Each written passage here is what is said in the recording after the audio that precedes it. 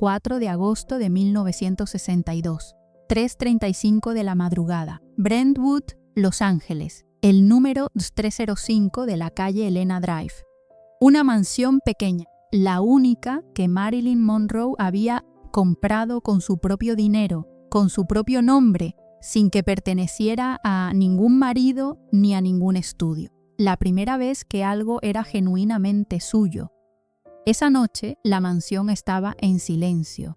Eunice Murray, la asistente doméstica, notó algo extraño. La luz del cuarto de Marilyn seguía encendida. El teléfono estaba descolgado. La puerta estaba cerrada con llave desde adentro. Murray llamó al doctor Ralph Grinson, el psiquiatra de Marilyn. Grinson llegó, fue hacia la ventana del dormitorio, rompió el vidrio con un atizador de chimenea y entró. Lo que encontró: Marilyn Monroe, 36 años, tendida en la cama completamente inmóvil. El teléfono en la mano, una botella vacía de Nembutal en la mesilla, el cuerpo frío.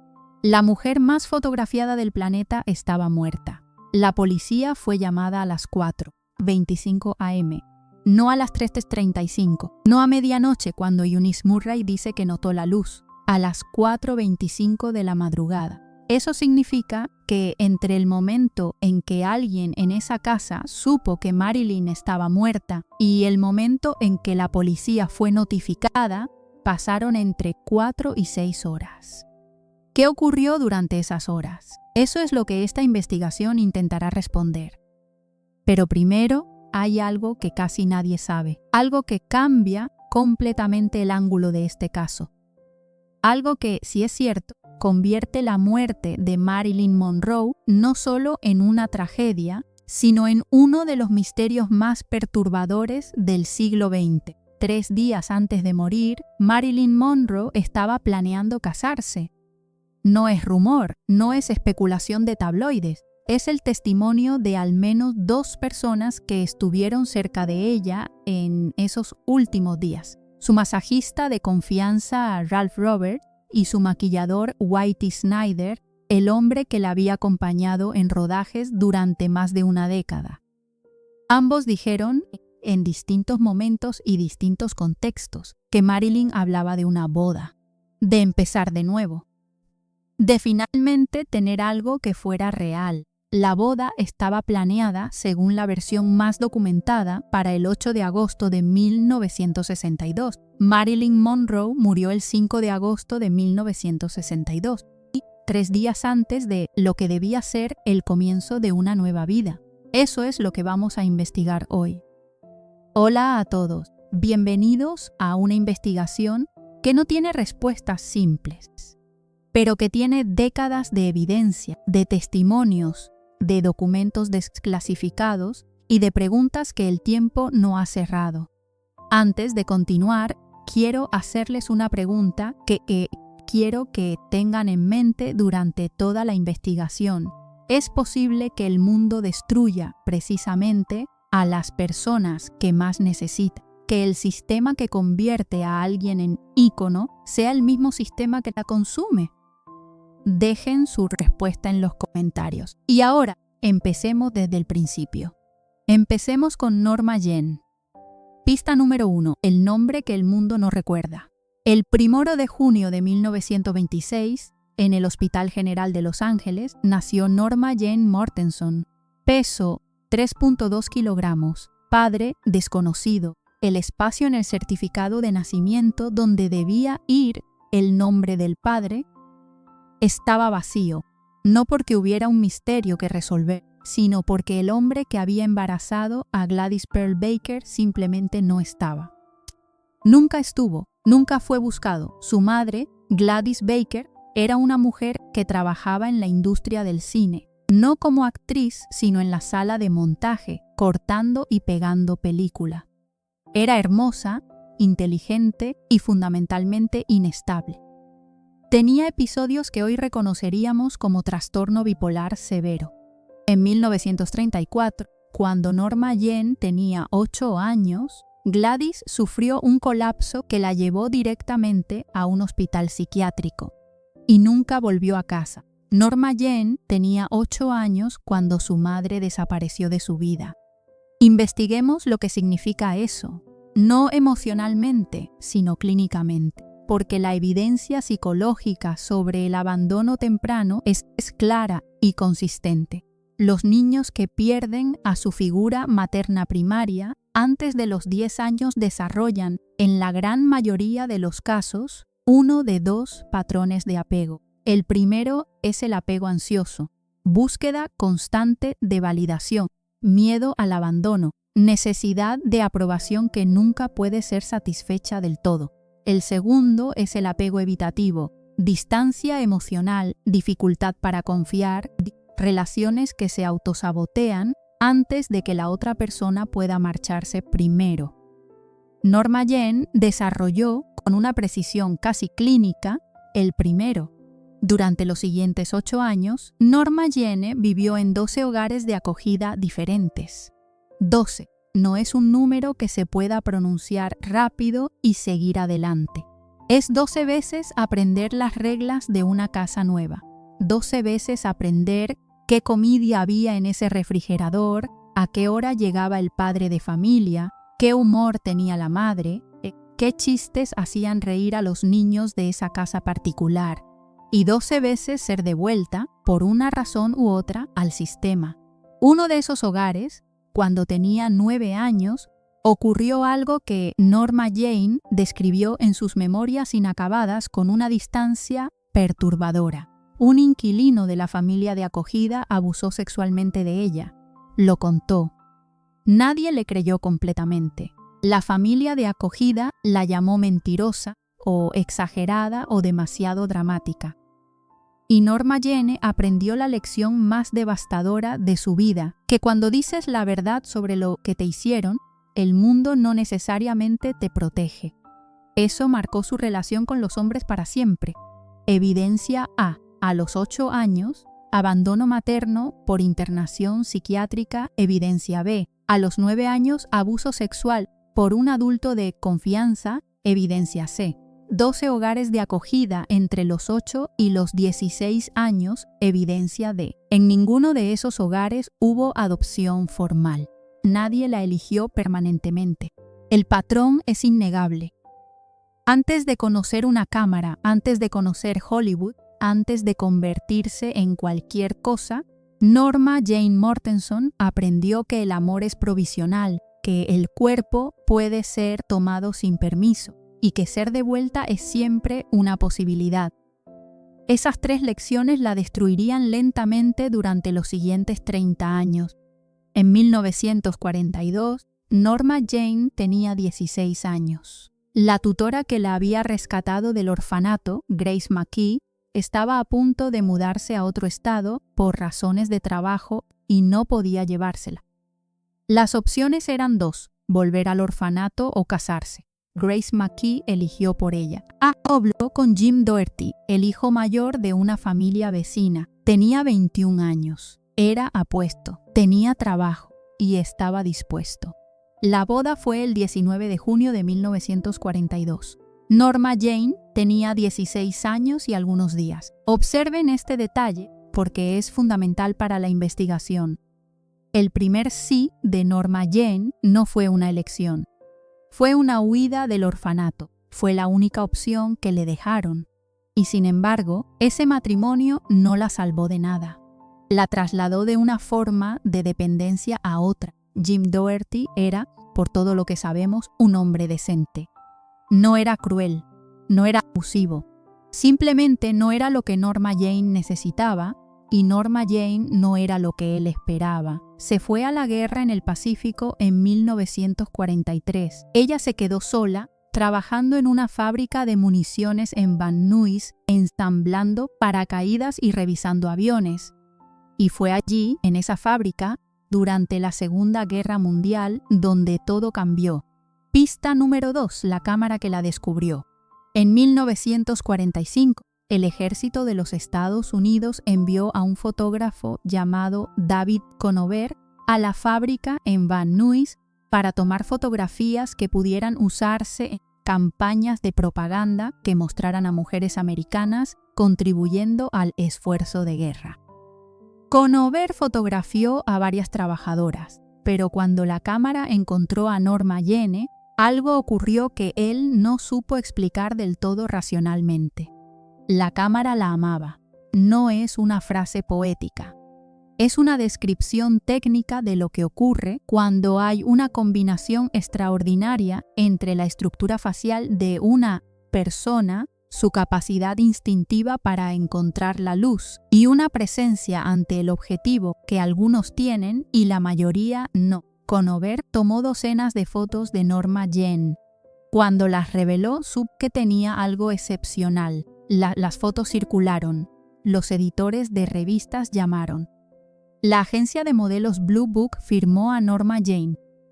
Y Norma Jean, que nunca había sido elegida por nadie, descubrió algo que cambiaría su vida.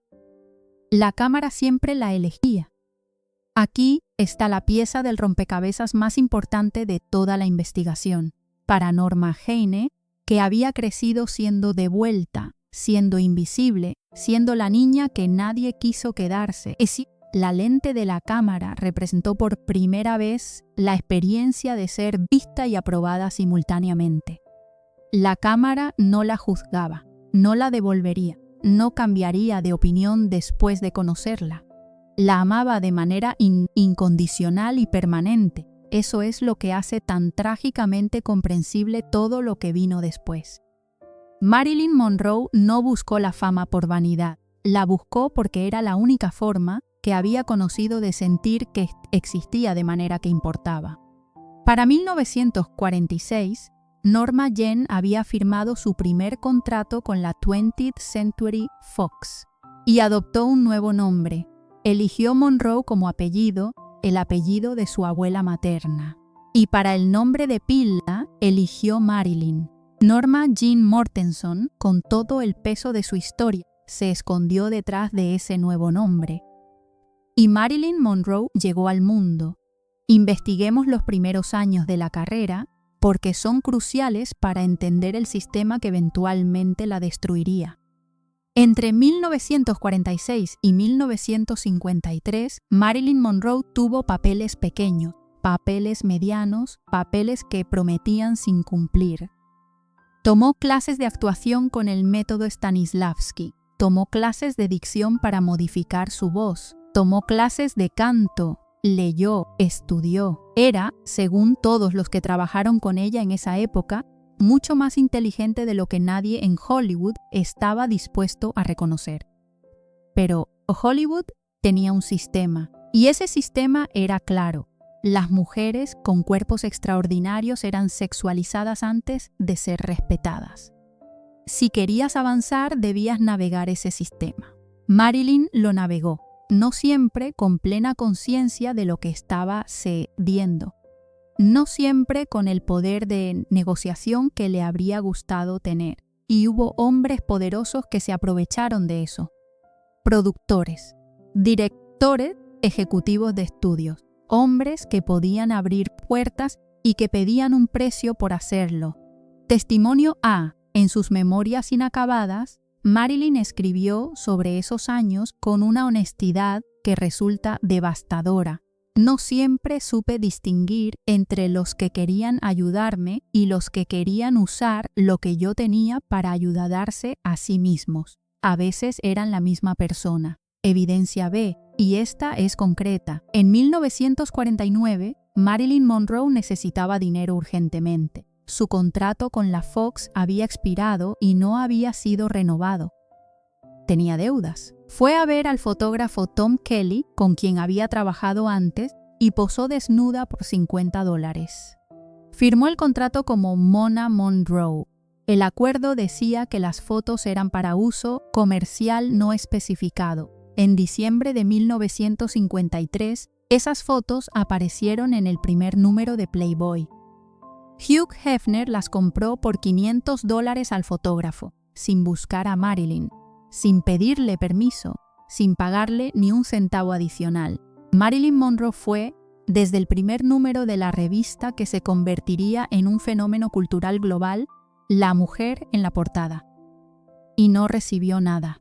¿Qué nos dice esto? Que el sistema que convirtió a Marilyn Monroe en un ícono fue el mismo sistema que la trató como un recurso antes de tratarla como una persona. Para 1953, con Los caballeros las prefieren rubias y Cómo casarse con un millonario. Marilyn Monroe era indiscutiblemente la mayor estrella femenina de Hollywood.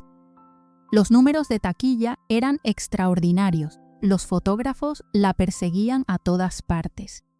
Las revistas peleaban por su portada y mientras todo eso ocurría, Marilyn llegaba tarde a los rodajes, a veces horas tarde. Los directores enloquecían. Los actores a su lado esperaban, exasperados, en el set. Se necesitaban 30, 40, 50 tomas para escenas que otras actrices hacían en 2 o 3. La explicación que Hollywood adoptó fue simple y conveniente. Marilyn Monroe era difícil, caprichosa, poco profesional, una diva. Pero aquí hay algo que no cuadra y que los investigadores que han estudiado su carrera señalan consistentemente. Los directores que la conocieron de verdad, que se tomaron el tiempo de entender qué le ocurría, contaban una historia completamente diferente. Billy Wilder, que la dirigió 2 veces y que tuvo que lidiar con su impuntualidad de manera directa, dijo algo que nunca fue suficientemente citado. El problema con Marilyn no era que fuera difícil, era que estaba aterrada.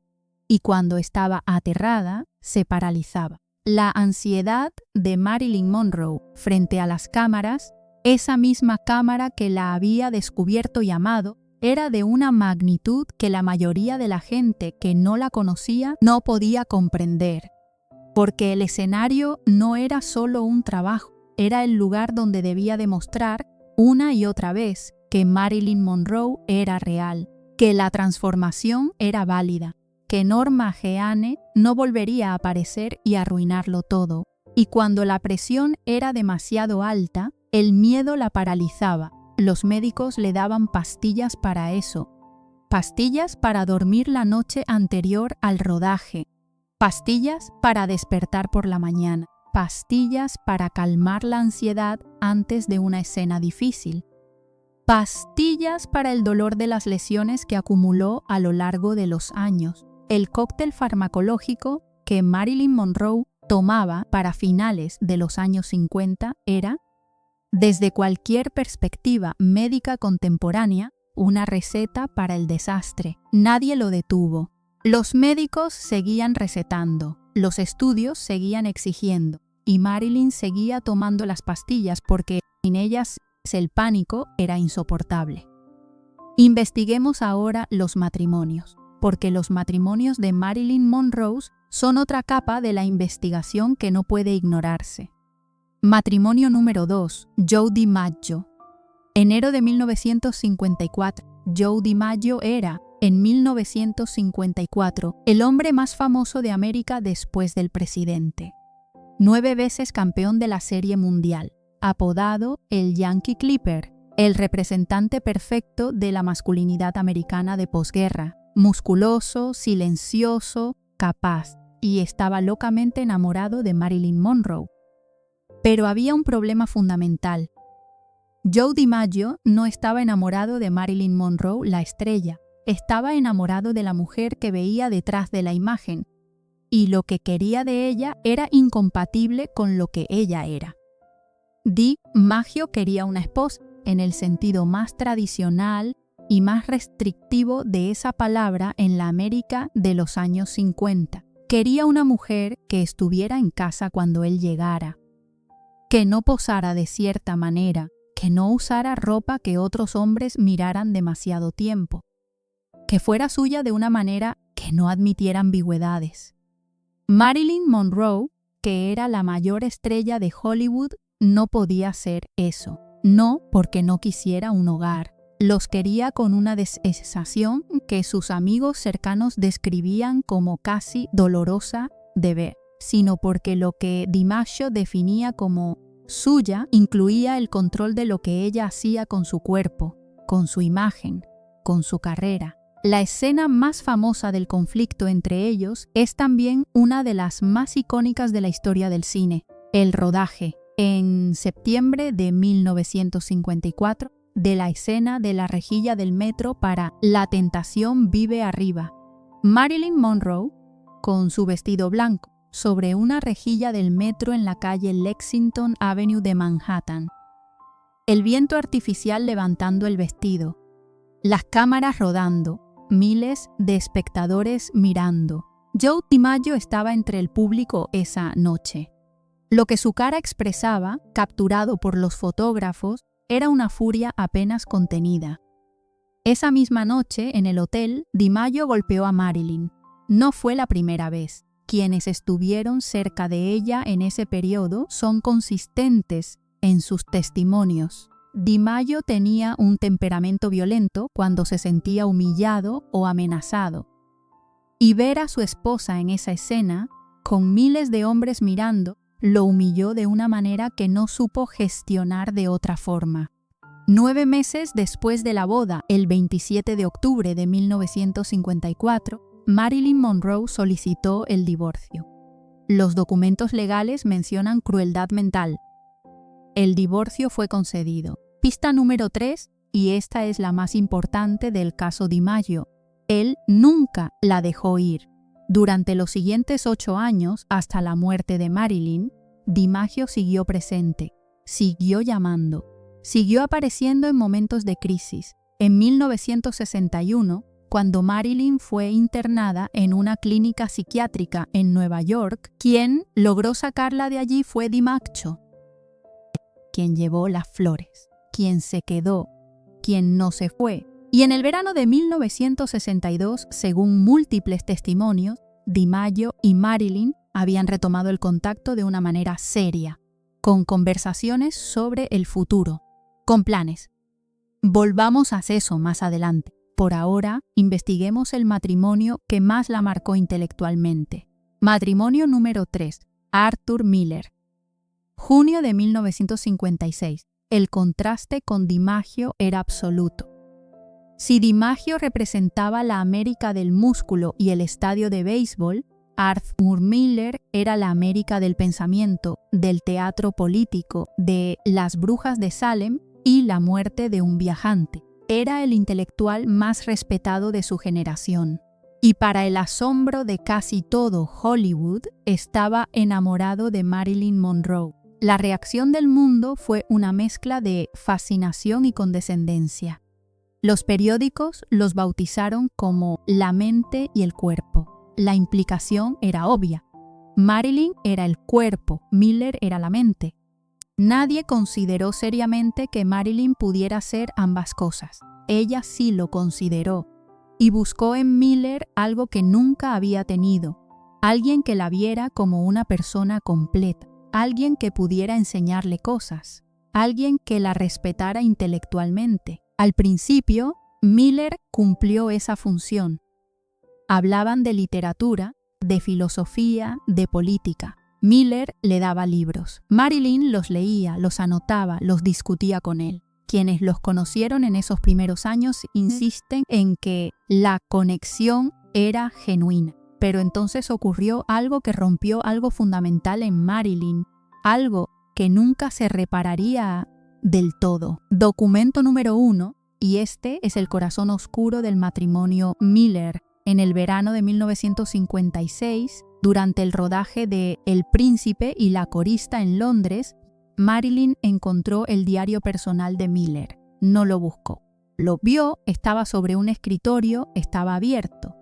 Y leyó. En el diario, Miller había escrito sobre Marilyn.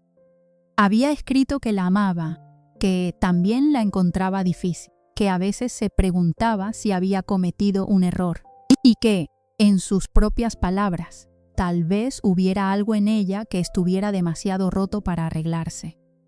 Marilyn leyó eso y ese día, algo en ella entendió que ni siquiera el hombre más inteligente de América, el hombre que mejor debía entenderla, podía verla de manera diferente al sistema que la había formado.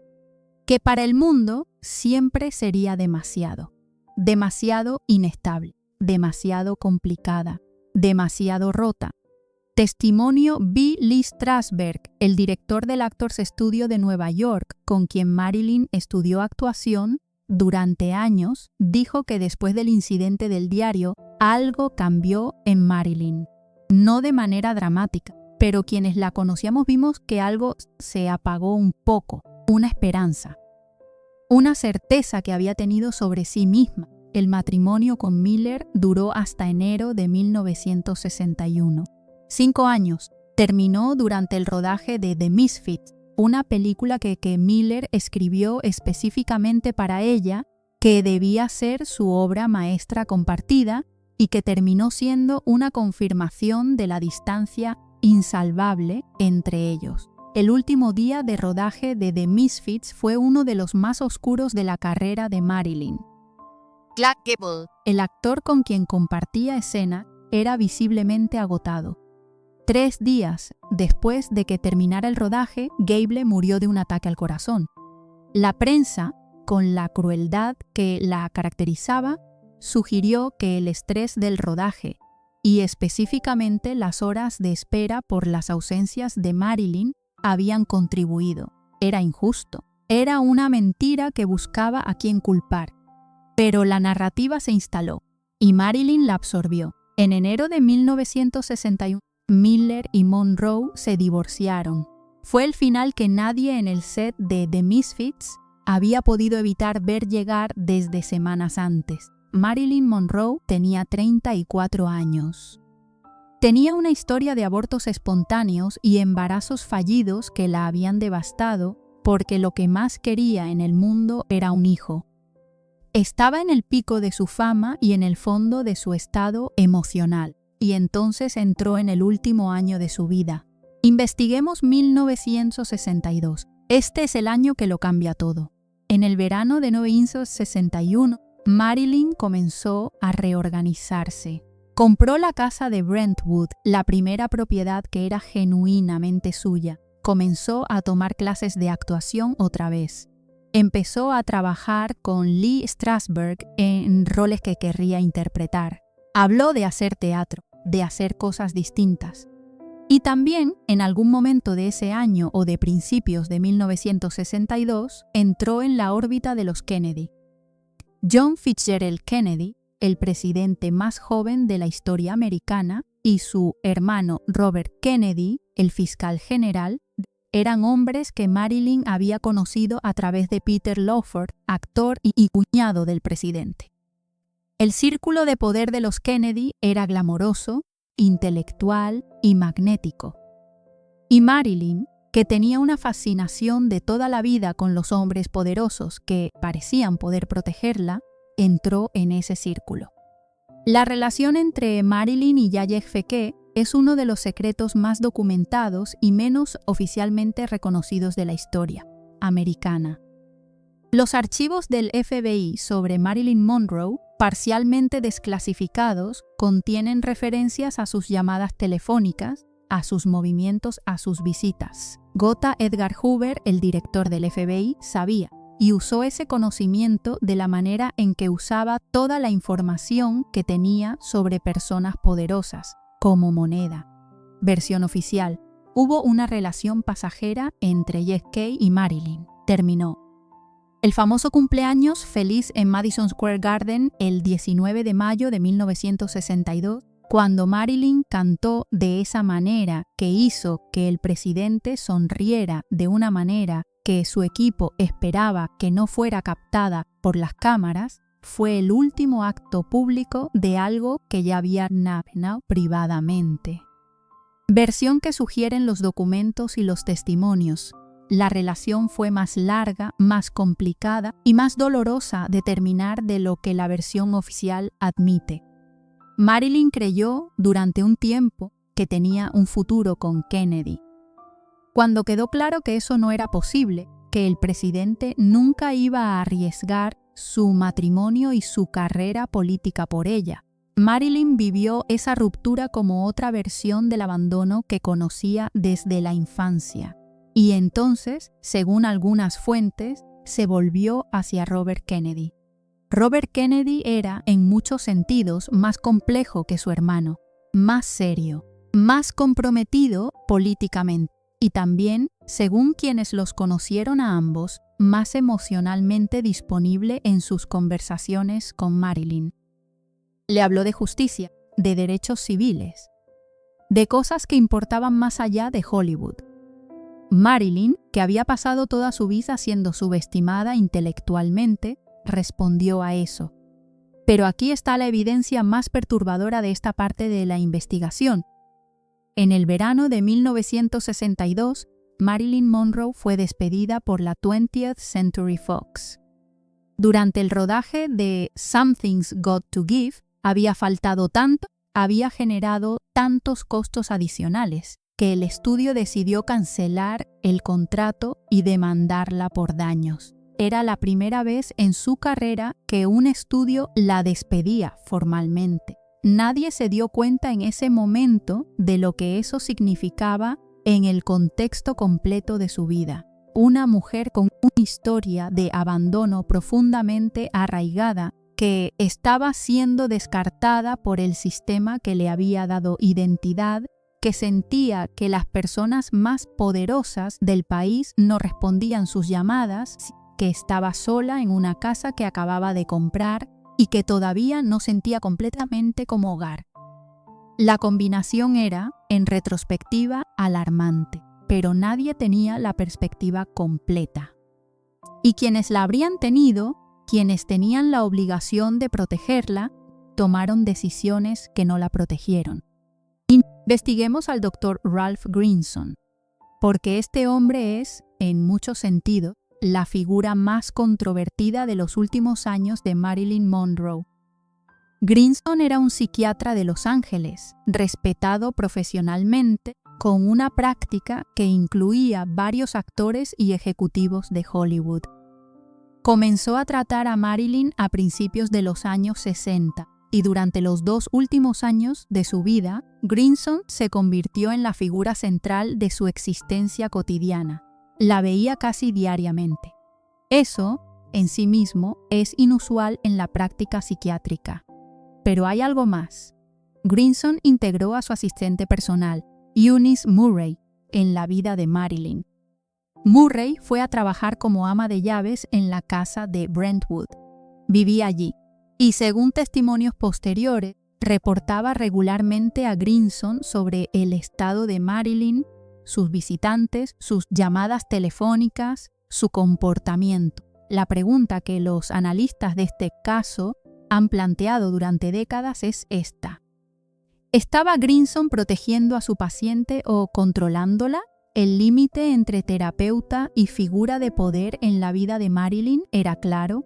¿O Marilyn Monroe, que había sido controlada por hombres poderosos toda su vida, había encontrado otra versión de esa misma dinámica en su relación con su psiquiatra?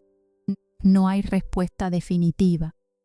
Pero lo que sí sabemos es que Greenson recetó a Marilyn cantidades de barbitúricos que, combinados con el alcohol que también consumía, constituían una combinación peligrosa, y que cuando Marilyn murió, el cóctel de Nembutal y hidrato de cloral en su sangre superaba los niveles que normalmente pueden alcanzarse con una ingesta oral. Eso es lo que el Dr. Thomas Noguchi, el médico forense que condujo la autopsia, encontró y documentó.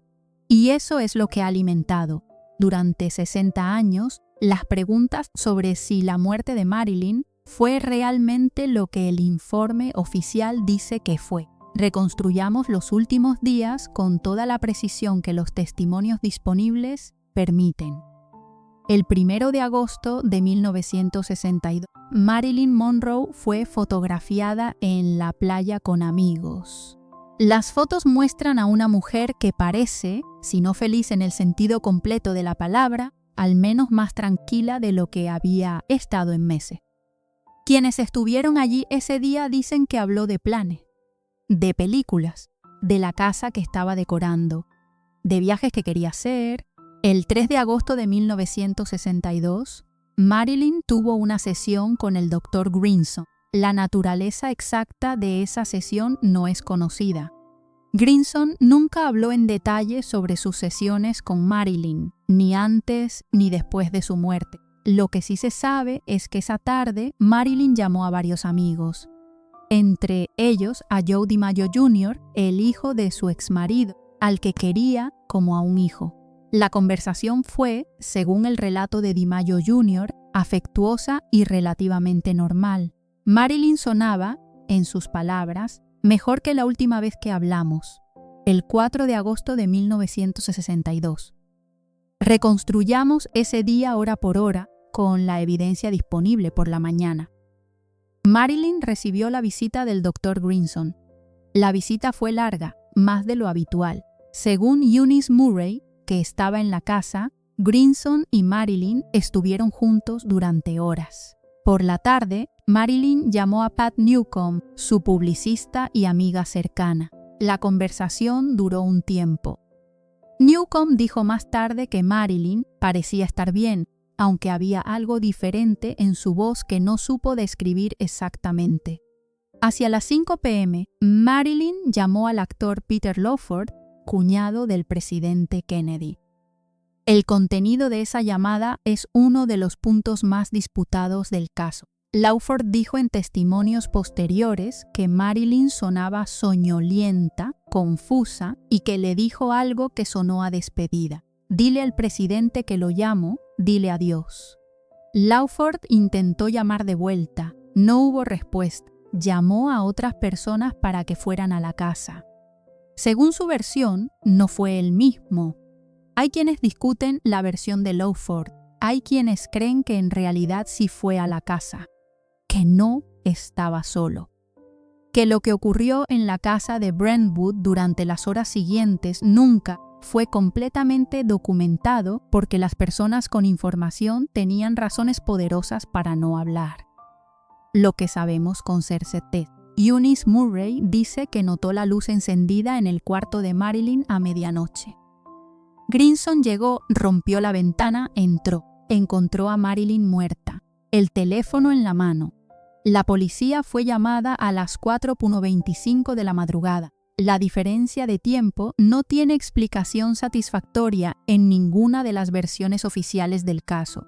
Testimonicé de Eunice Moore en una entrevista televisiva décadas después de los hechos. Aquella noche hubo personas que yo no quise nombrar. Eso es todo lo que puedo decir.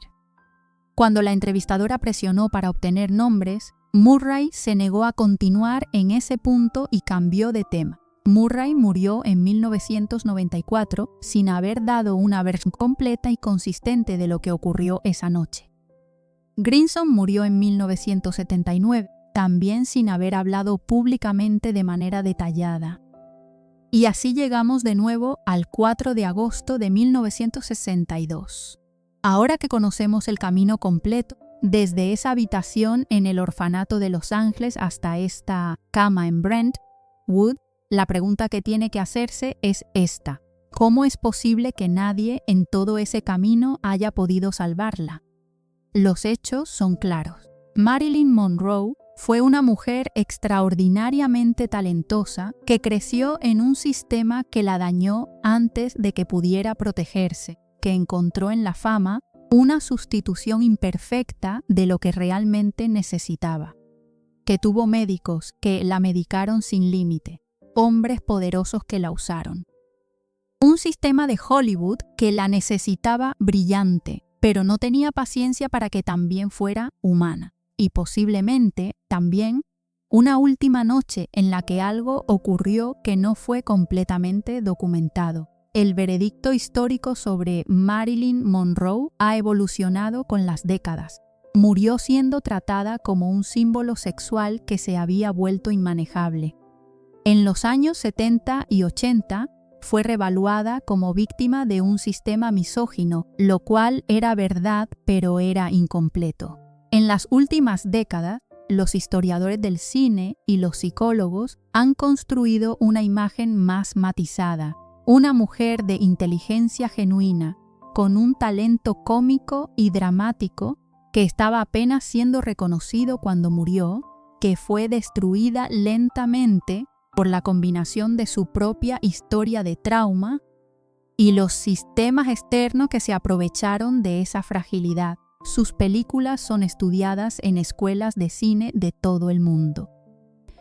Con Fallas y a lo loco, aparece consistentemente en las listas de las mejores comedias de la historia del cine americano. Su interpretación en Bus Stop y en The Misfits ha sido reevaluada como trabajo de una actriz seria y comprometida. La Marilyn que el mundo creyó conocer y la Marilyn real eran dos personas muy diferentes. Y ahora, el legado del misterio, porque 60 años después de esa noche en Brentwood, el caso de Marilyn Monroe no está cerrado en la conciencia colectiva. Los archivos del FBI relacionados con ella siguen siendo solo parcialmente desclasificados. Los testimonios de las personas que sabían más han desaparecido con las muertes de quienes pudieran haberlos dado. Y el incentivo para que alguien revelara la verdad completa, si es que hay una verdad más completa que la oficial, ha disminuido con cada año que pasa. Lo que sí persiste de manera más relevante que cualquier teoría de conspiración es la pregunta que su vida y su muerte obligan a hacer.